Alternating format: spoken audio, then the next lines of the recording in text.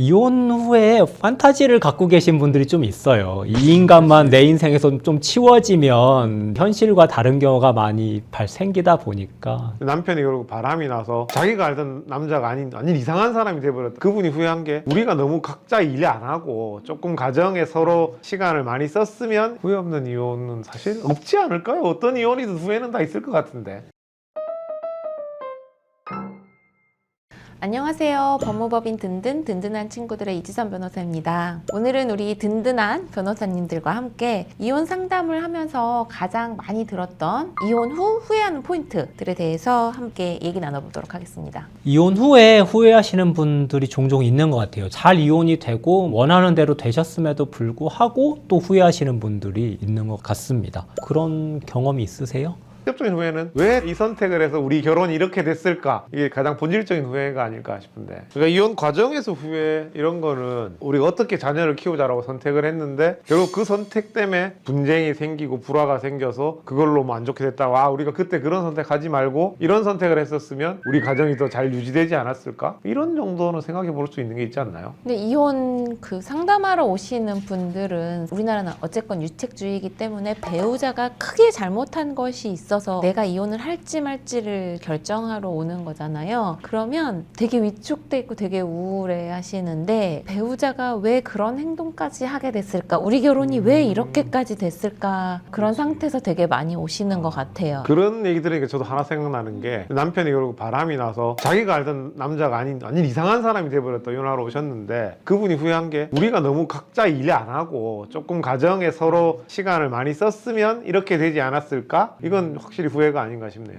원인을 외부에서 찾으면은 끝도 없이 돌릴 수 있고 그 후회가 끝이 나질 않습니다. 사건적으로 충격적으로 상대방이 잘못한 경우도 있겠지만, 이혼을 결심한 이상 마음을 다스리시기 위해서는 내가 바뀌어야 된다 생각을 하시는 게 맞는 것 같고요. 다만 이제 오늘 오히려 좀 얘기를 나누고자 하는 부분은 나중에 이제 후회하지 않기 위해서 지금부터 어떻게 해야 되는지, 그런 부분들을 얘기를 하는 게 더 건설적일 것 같아요. 가장 공통적으로 후회하시는 거 두 가지 꼽자면 경제 문제와 자녀 문제, 이렇게 좀 볼 수 있는 것 같아요. 도저히 이렇게 살 수는 없고 이렇게 싸우는 게 자녀들한테 더 안 좋다, 이렇게 해서 결국 결심하신 분들도 이 문제 때문에 후회하게 되시는 경우가 발생하는 것 같아요. 이혼 후에 판타지를 갖고 계신 분들이 좀 있어요. 이 인간만 내 인생에서 좀 치워지면 내가 날개를 달 텐데, 근데 이제 현실과 다른 경우가 많이 생기다 보니까 이혼하기 전에 그래서 이혼 후의 생활에 대해서 좀 구체적으로 생각을 하셔야 될 필요가 있는 것 같습니다. 그래서 이혼을 하게 되면 아이가 있는 경우에는 부부 중 한쪽이 양육권을 가져가게 되는데요. 양쪽 다 고충들이 있을 것 같습니다. 어떤 부분에서 이렇게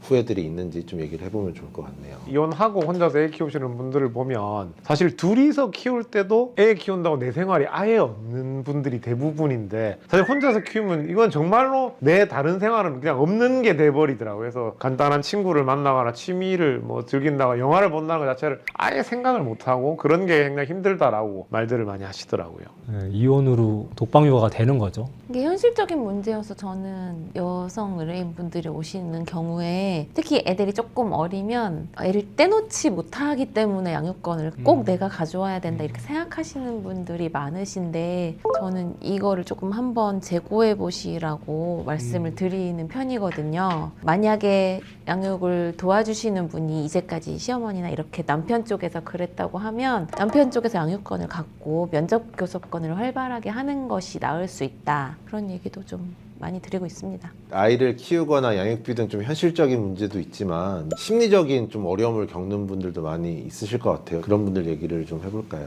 남성분들은 나이가 드시면 좀 유대관계 단절의 문제는 좀 있는 것 같아요. 남성분들의 경우 퇴직도 하시고 자녀들과 그런 것도 끊기면 경제적으로도 문제가 되고 자식들로부터 부양도 못 받으니까 좀 그런 문제를 겪으시는 분들이 있으신 것 같아요. 실제로 제가 봤던 사례 중에 본인이 이제 잘못하셔서 이혼하신 거긴 한데요. 이것저것 투자를 잘못하신 거예요. 그래서 있는 돈, 모아둔 돈 많이 날리시고 해서 결국 이혼을 당하셨는데 더 통제가 안 되신 거죠. 이혼하고 나서는 계속 더 이제 채무도 늘리시고 또 그걸로 또 코인이나 뭐 주식이나 이런 걸로 또 날리시고 해서 끝끝내는 이제 자식들한테도 외면당하고 극단적인 선택까지 이제 막 생각하시다가 회생 문을 이시거나 이런 경우도 있으시더라고요. 이혼 후의 후회가 다 이렇게 안 좋은 것만 있는 건 아닙니다. 제 주변에 형님은 이렇게 좋은데 왜 빨리 이혼을 안 했을까? 라고 후회를 엄청 하세요. 돈도 많고 인물도 좋고 애도 없는데 이혼을 하고 나오니까 이미 이 형을 노리고 있는 여자들이 꽤 있었던 거야. 내가 왜 빨리 이혼을 안 하고 그 고생을 하면서 결혼 생활을 부여잡고 있었나. 좋은 후회를 하시는 분이 없지 않습니다. 소수의 특권인 것 같아요. 이용준 변호사님, 후회 없는 이혼을 하려면 어떻게 해야 될까요? 후회 없는 이혼은 사실 없지 않을까요? 어떤 이혼이든 후회는 다 있을 것 같은데. 일단은 지금 결혼 생활에 진짜 개선할 점은 없는지는 한번 되짚어 볼 필요는 있을 것 같은데요. 자기 객관화는 좀 한번 해보시고 이 불행이 온전히 저 사람 탓이었는가, 나는 다른 사람을 만나면 개선될 사람인지 메타인지라고 하는 이런 걸 좀 가지셔야 되는데, 확률적으로 늘 제가 반복적으로 강조합니다만 가장 후회를 적게 하는 이혼은 신속한 이혼입니다. 나도 그렇고 상대방도 그렇고 조금 한 발 물러서서 너무 이제 결혼 생활은 부딪혀 있는 생활이니까 나무를 볼 수밖에 없잖아요. 숲을 볼 수가 없어요. 보통은 이제 사건에 집중을 하시거든요. 바람 핀 사건, 때린 사건, 사건에 집중을 하시는데 사건이 아니라 이 사람이 어떤 사람인가를 한 발 물러나서 보셔야 돼요. 일개 사건이 뿐이어서 서로가 좀 치유를 하고 넘어가면 넘어갈 수 있는 상황인 건가, 이거를 판단을 하셔야 결국 나중에 가서도 후회가 안 남으실 것 같아요. 왜냐하면 그거를 판단하지 않고 그냥 사건에만 집중을 해서 하고 나면 그 원인이 나한테 있었던 경우들도 종종 있거든요. 그러면은 이혼 후에도 결국 같은 일이 반복되고 이혼도 후회하게 되고 앞으로 삶도 또 힘들어지시는 거라서 그런 부분들을 잘 성찰을 하시는 게 필요한데, 되겠어요 그게?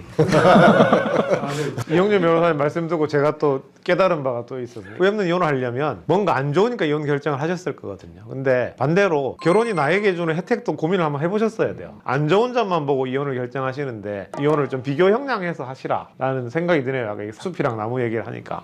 네, 잘 들었습니다. 오늘 이렇게 이혼 후 후회했던 사례들에 대해서 짚어보았는데요. 이혼 후 물론 후회하시는 사건들만 있는 게 당연히 아니거든요. 시청자분들께서 다른 조언이 있으시다면 댓글로도 많이 남겨주시고 궁금한 질문들도 남겨주시고요. 저희는 다음 영상에서 찾아뵙겠습니다. tumba. tumba.